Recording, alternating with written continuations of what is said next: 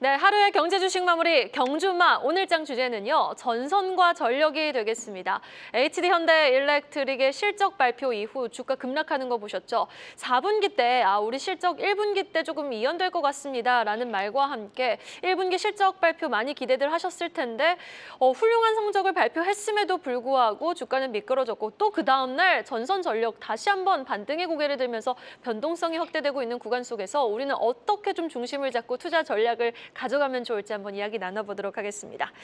자, 최근 전선 전력주 보시면은 우리 정경민 팀장님은 지금 AI 산업 호황은 확실하잖아요. 근데 뭐 미국 빅테크 기업들이 데이터 센터 투자를 조금 줄일 것이다 라는 이야기도 함께 나오면서 혼선이 좀 빚어지고 있는 상황인데 관련 종목들 보시면서 어떤 생각하고 계시는지 궁금하네요. 뭐 아무래도 이제 종목이 많이 올랐죠. 그러니까 소위 말해서 텐베거 종목들이었기 때문에 이제 낙폭 과계도 좀 최근 들어서 좀 심했고, 그러니까 큰 상승 뒤에 나오는 뭐 전형적인 그런 후파동이 아닌가라는 생각을 좀 가지고 있고요.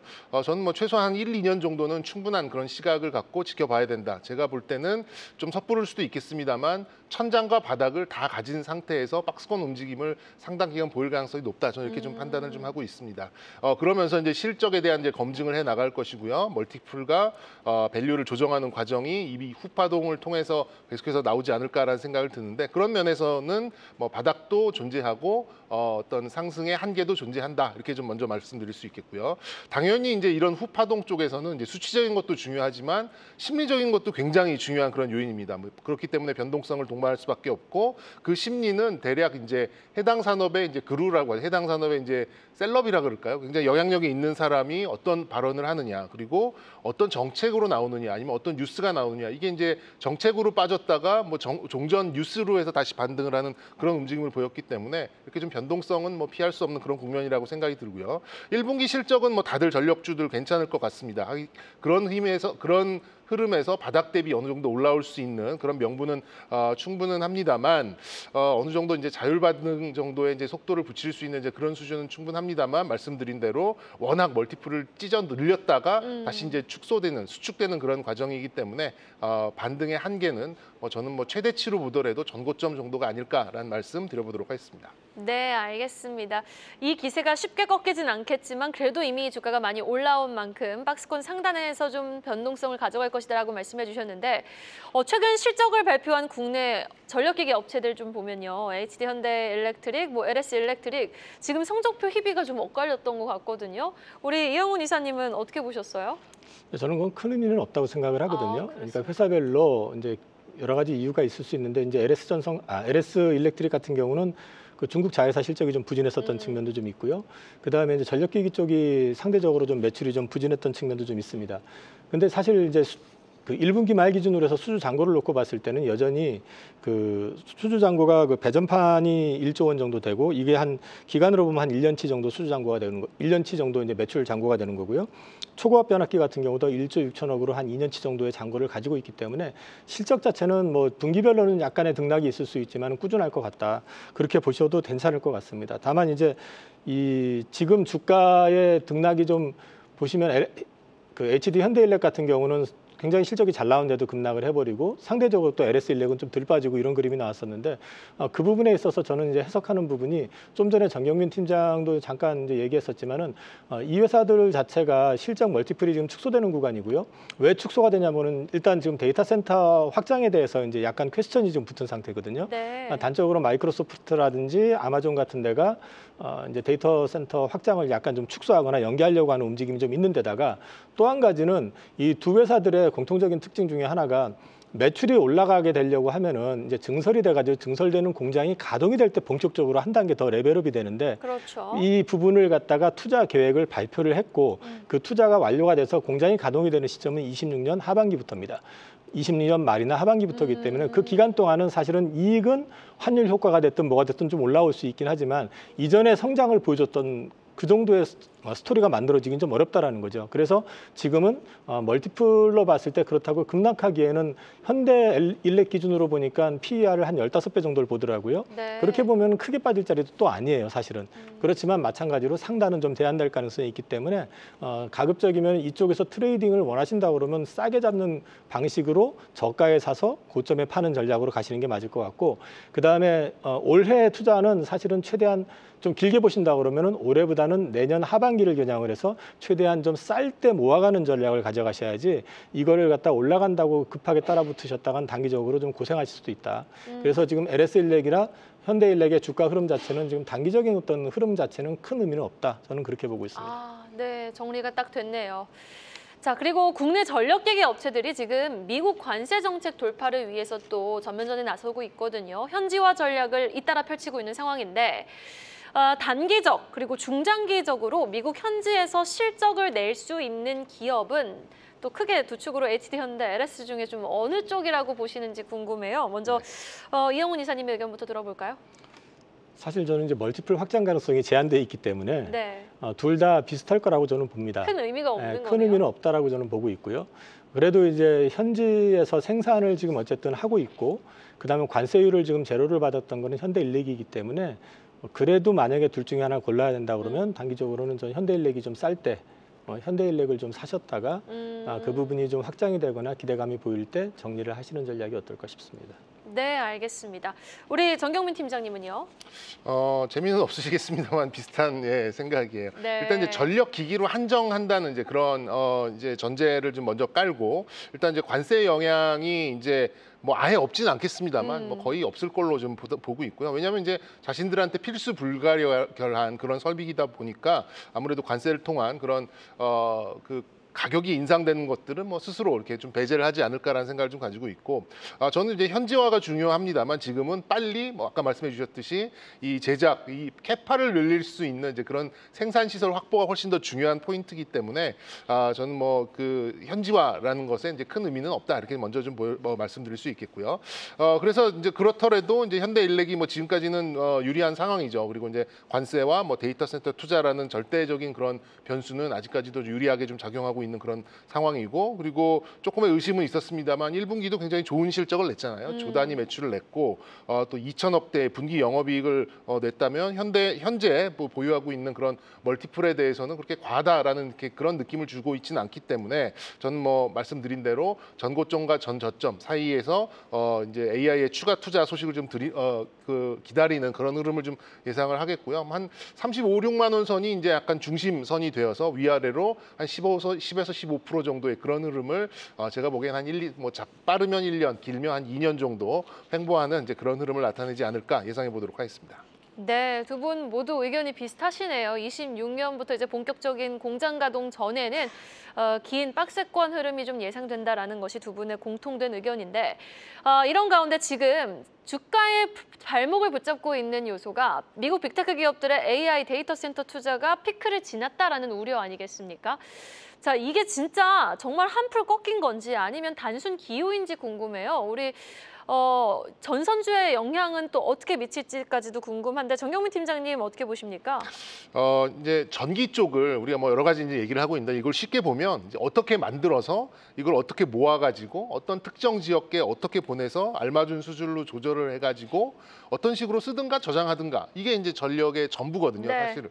근데 이제 그런 면에서 봤을 때는 물론 지금 SMR에 대한 이제 그런 원전의 그런 수요가 올라오고는 있겠습니다만, 전력 생산에 대한 그런 다양한 이제 그런 다양화에 대한 전력 소비가 많은 국가들의 그런 좀 고민은 아직도 남아 있는 게 아닌가 생각이 듭니다. 오늘 뭐 하나솔루션도 급등을 했던 이유가 아무리 이제 미국에서 LNG 강조를 하더라도 이런 신재생을 아예 무시할 수는 없지 않을까라는 이제 그런 것들 때문에 심리가 좀 개선되는 걸로 좀 보고 있는데요. 국내 대선 주자들도 이런 부분 좀 강조하고 있는 부분이고, 전기차 캐즘에 좀 신음하고 있는 2차 전지 업체들도 ESS 쪽으로 좀 선회하는 그런 모습도 좀 보여주고 있고요. 그래서 저는 개인적으로는 경우는 전력 설비보다는 전선 쪽이 조금 더 유리한 국면이 아닐까라는 생각을 좀 가지고 있고, 근데 뭐 궁극적으로 결론적으로 말씀을 드리자면 이렇게 우회하는 그런 전략보다는 만약에 이제 뭐 신재생이나 ESS 쪽에 관심이 좀 더 많으시다면 거기에 해당되는 직접적인 종목을 매칭하는 게 오히려 조금 더 대응하시기는 좀 쉽지 않을까라는 그런 말씀도 좀 드려보도록 하겠습니다. 네, 이렇게 또 마이크로소프트, 아마존의 투자 보류 소식 우리 이영훈 이사님은 어떻게 지켜보셨습니까? 일단 그거 자체가 노이즈가 된 건 사실인데 근본적인 어떤 문제가 될 가능성은 전 제한적이라고 봅니다. 그러니까 데이터 센터를 떠나가지고 미국 자체가 이미 수십 년 전부터 전력이 부족한 국가였고요. 전력 노후화 교체 설비만 해도 사실은 앞으로 계속해가지고 투자가 될 수밖에 없는 상황이라고 저는 보고 있습니다.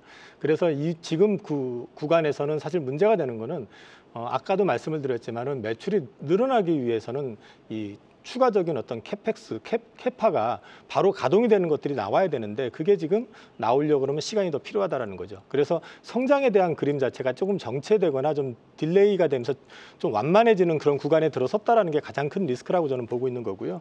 그래서 주가 자체는 계속 박스권 안에서 갇힐 가능성이 높다라고 저는 일단 보고 있고, 지금 그림에서 이 데이터 센터 이슈는 사실 이제 실적에 대한 우려감은 반영할 수 있지만은 근본적으로 펀더멘탈에 어떤 영향을 줄 가능성은 저는 제한적이라고 보고 있습니다. 알겠습니다.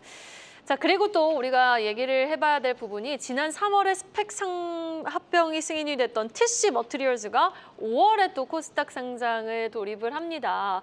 이 TC 머티리얼즈 좀 생소하신 분들도 많으실 것 같은데 전력 인프라 분야와 관련한 기업이라고요?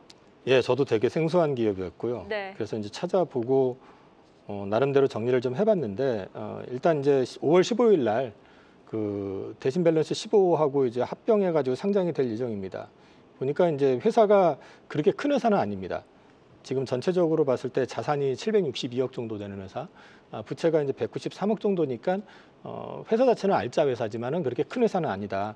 근데 이제 매출이 한 3천억대로 굉장히 크게 늘어나고 있는 상황이고 영업이익도 한 109억 정도로 영업이익률이 이제 한 3%대 내외를 유지하고 있기 때문에 전형적인 제조업체의 어떤 그림이다라고 볼 수는 있습니다. 근데 전방 산업이 괜찮은 것 같아요. 주로 이제 전력과 관련이 돼 있지만은 원전이라든지 방산 쪽으로도 역시 납품이 가능한 그런 구조로 돼 있는 회사라는 측면에서는 괜찮은데 이 전력기계 쪽하고 같이 맞물려 가지고 이제 결국은 이 회사의 가치라든지 이런 걸 좀 평가를 한다 그러면 결국 가가지고 그 전선업체 지금 상장되어 있는 회사 중에서는 뭐 대한전선이라든지 지금 비교할 수 있는 게 가온전선이나 이런 회사들하고 단순 비교를 한다 그러면은 그쪽 회사들이 PBR 배수 기준으로 했을 때 2배에서 3배 사이 정도 되거든요. 그래서 이 주가 역시도 적정 주가는 그 정도 레인지에서 형성되지 않을까 싶고요. 회사 자체는 괜찮은 회사지만은 아직 뭐라고 해야 되죠? 좀 성장에 대한 그림 이런 것들은 상장하고 난 다음에 어떻게 성장하는지를 보시면서 이제 확장에 대한 부분이 결정을 좀 판단을 해야 되지 않을까. 지금 당장에는 일단 밸류만 놓고 봤을 때는 그 정도 보입니다. 네, 알겠습니다. 이번 5월 TC 머티리얼즈가 또 코스닥 시장에 상장이 될 시 관련 또 업황이나 전선 전력 테마에 어떤 영향을 주는지까지 지켜봐야겠습니다. 그런데 딱 보면 전력 설비랑 전선주가 함께 움직이는 것 같진 않더라고요. 같이 묶어서 봐야 되는 건지 아니면은 따로 좀 떼어내서 개별 모멘텀이 유효하다고 봐야 되는 건지 일단 전력 설비 관련해서는 두 분 모두 동일한 의견을 주셨던 것 같거든요. 우리 이영훈 이사님 어떻게 같이 묶어서 봐야 됩니까? 아니면 따로 띄어서 봐야 됩니까? 확장성을 놓고 보면은 전선이 더 커질 수도 있다고 생각은 하는데 네. 이제 문제는 우리나라에 지금 상장돼 있는 그 전선주 자체가 제한돼 있습니다. 그리고 이제 LS전선 같은 경우는 LS그룹의 이제 자회사로 편입이 돼 있고 아직 상장이 안 돼 있는데 문제는 이제 또 이게 거버넌스 이슈가 있을 수가 있거든요. 이제 자회사 상장 이슈 뭐 이런 것들이 또 어느 정도 예고가 돼 있기 때문에 그래서 아마 그 부분에 대한 가치를 갖다가 제대로 된 평가를 좀 못 받고 있기 때문에 시장에서는 사실은 지금 약간 다른 듯하면서 비슷한 궤적을 계속 거쳐가는 그런 그림이 나오고 있는 것 같기 때문에 두 섹터 자체의 흐름 자체만 놓고 말씀을 드리면 저는 크게 뭐 투자하는 데 있어서 현재 국내 상장돼 있는 것만 놓고 말씀드렸을 때는 별 의미 없을 것 같아요. 저는. 네, 알겠습니다. 그 안에서 그래도 주목하고 계시는 종목이 있다면요? 저는 솔직히 지금 올해 내년까지도 저는 주로 이제 그 성장이 어느 정도 담보되어 있는 그 분야 또는 어떤 리스크 프리라기보다는 지금 이렇게 가중되고 있는 관세 이슈라든지 이런 쪽에서 상대적으로 자유로운 분야 이런 쪽으로 주로 집중 투자를 하다 보니까 사실은 지금 전선 쪽에서는 투자하고 싶은 만한 회사가 없고 지금은 또 한 가지 전력기기 같은 경우는 앞서도 말씀드렸지만 밸류가 좀 이렇게 멀티플이 축소되는 과정이라고 보고 있기 때문에 둘 중에는 사실 저는 없습니다. 관심 종목이. 네, 알겠습니다.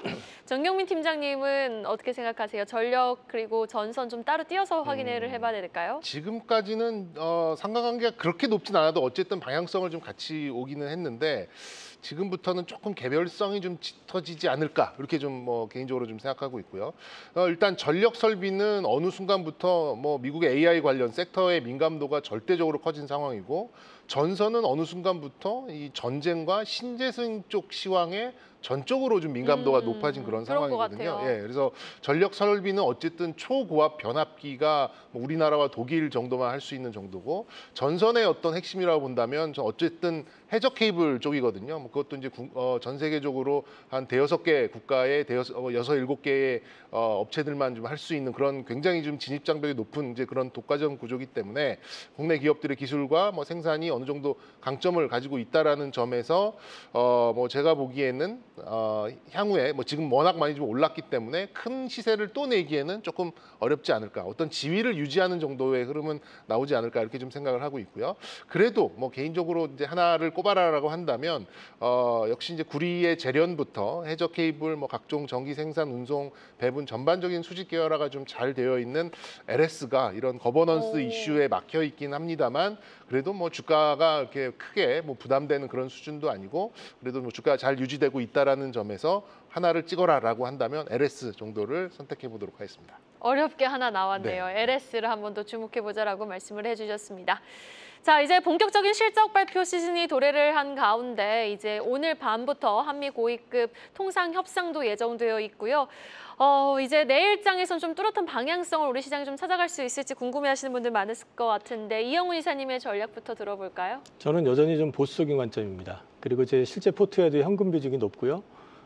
포트의 중심 자체는 여전히 좀 그 관세 이슈라든지 이런 데서 좀 노이즈가 좀 덜한 쪽에 많이 들어가 있습니다. 지금 이제 트럼프 대통령이 발언을 통해서 최근에 또 입장을 좀 바꾸기는 했는데 그런 부분들로 인해 가지고 좀 리스크가 좀 커지는 그런 부분들은 당분간은 좀 제한될 가능성은 있지만은 아직은 그래도 변수가 좀 많다라는 측면에서 놓고 봤을 때 적극적인 매매보다는 다소 올라갈 때는 현금 비중을 좀 높이시고 다시 빠졌을 때는 주식 비중을 높이는 전략으로 저는 좀 대응을 하는 게 어떠실까 싶습니다. 네, 우리 영훈 이사님은 여전히 좀 보수적인 관점 제시해 주셨고요. 정경민 팀장님의 투자 전략도 들어볼게요. 네, 뭐 실적 시즌 들어왔습니다만 뭐 지금 시장은 실적보다는 오히려 뭐 낙폭과대, 뭐 대선 테마 여기에 민감도가 좀 훨씬 큰 상황이잖아요. 그래서 상대적 낙폭이 굉장히 컸지만 제대로 반등을 못했었던 뭐 로봇, 해운 뭐 이런 정도는 그래도 반등의 기회가 한번 올 수 있지 않을까 개인적으로 이렇게 좀 파악하고 있고요. 이럴 경우 이제 내 종목이 어느 정도 반등을 하지 못했다라고 한다면 차라리 이쪽에서 좀 기다려 보시는 것도 저는 과감한 종목 교체를 통해서 고민을 하시는 것도 뭐 나쁘지 않다라는 생각이 들고 뭐 한 2달간 계속 말씀드리는 것 같은데 새로운 그 모멘텀이 오고 있는 쪽이 역시 이제 미용 의료기기 쪽입니다. 뭐 중국의 뭐 한한령 해제를 통한 내방객 증가 또 일본의 엔화가 강세로 오면서 이런 좀 구매력의 상승 이런 것들을 좀 생각을 해본다면 오늘 시장이 안 좋은 상황에서도 이 종목들은 명확하게 좀 보였거든요. 그쪽에서의 어떤 지속성을 뭐 다시 한번 또 강조드리는 상황으로 내일장 전략 말씀드려보도록 하겠습니다. 네, 미용 의료기기 관련 종목들의 약진이 좀 지속될 수 있을지 한번 지켜보도록 하겠습니다. 지금까지 IM증권 이영훈 이사 그리고 IBK투자증권 정경민 팀장과 함께했습니다. 오늘 말씀 고맙습니다. 네, 감사합니다.